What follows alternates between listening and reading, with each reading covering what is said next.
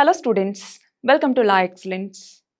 మనకి sustainable development goals అనేసి మొత్తం 17 లక్ష్యాలు ఉన్నాయి, అవునా? మరి అందులో గోల్ 7 ఏడవ లక్ష్యం దేని గురించి చెప్తుంది?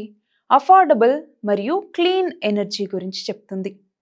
మరి ఇందులో భాగంగా రెన్యూవబుల్ ఎనర్జీకి సంబంధించి సోలార్ ఎనర్జీ అన్నటువంటి దాని గురించి ఇవాళ మాట్లాడుకుందాం. హిందూ పేపర్ గనక చూస్తుంటే రీసెంట్గా ఒక న్యూస్ వచ్చింది. ఏమని? సోలార్ ప్యానెల్స్ యొక్క కెపాసిటీ తగ్గిపోతుంది, దాంతో సోలార్ ఎనర్జీ జనరేషన్ అన్నటువంటిది దాని యొక్క కెపాసిటీ తగ్గిపోతుంది అన్నట్టుగా న్యూస్లో చూసుంటాం. మరి ఏంటిది, రీజన్స్ ఏంటి అనేసి ఒక్కసారి మనం గమనిస్తే మనకి సోలార్ ఎనర్జీ ఏదైతే అంటే సోలార్ రేడియేషన్ ఉంటుందో దానిని ఈ ఫోటోవోల్టాయిక్ సెల్స్ అన్నటువంటివి ఎలక్ట్రిసిటీగా కన్వర్ట్ చేస్తాయి, అవునా? మరి ఆ మధ్యలో ఏమవుతుంది, మనకి వాహనాల ద్వారా వచ్చేటటువంటి పొల్యూషన్ కావచ్చు, కార్బన్ ఎమిషన్స్ కావచ్చు, డస్ట్ కావచ్చు, వీటన్నింటి వల్ల ఏమవుతుందంటే ఏరోసాల్స్ అన్నటువంటివి మనకి వాతావరణంలో ఎక్కువ ఏర్పడుతూ ఉన్నాయి. ఇవి సూర్యుడి నుంచి వచ్చేటటువంటి కిరణాలు మనం ఇన్సోలేషన్ అంటాం, ఇన్కమింగ్ సోలార్ రేడియేషన్ అనేసి, దాన్ని డిఫ్లెక్ట్ చేస్తూ ఉన్నాయి.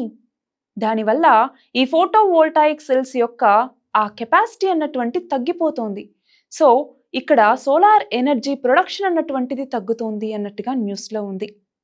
మనం గనక గమనిస్తే 2030 నాటికి రెన్యూవబుల్ ఎనర్జీ కెపాసిటీ అన్నటువంటిది 500 గిగావాట్లకి చేరాలి అన్నటువంటిది మన లక్ష్యం.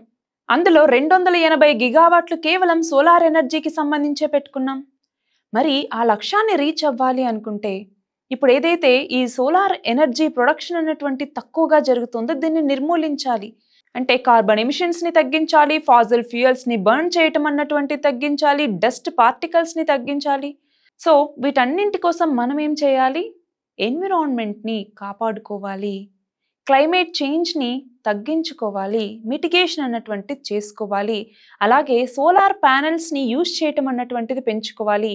దాని గురించే రీసెంట్గా గవర్నమెంట్ ఒక ఇనిషియేటివ్ తీసుకొచ్చింది. ఏంటది? ప్రధానమంత్రి సూర్యఘర్ ముఫ్త్ బిజ్లీ యోజన అన్నటువంటిది. మరి దీని ద్వారా ఏంటి? 1 కోటి ఇళ్లలో సోలార్ ప్యానెల్స్ అమర్చడం ద్వారా ప్రతి ఇంటికి 300 యూనిట్ల ఉచిత విద్యుత్ను అందజేయాలి అన్నటువంటిది లక్ష్యం. అలాగే పిఎం కుసుమ్ అన్నటువంటి స్కీమ్ కావచ్చు, ప్రధానమంత్రి కిసాన్ ఊర్జా సురక్ష ఏవం ఉత్తమ్ మహాభియాన్ అంటాము.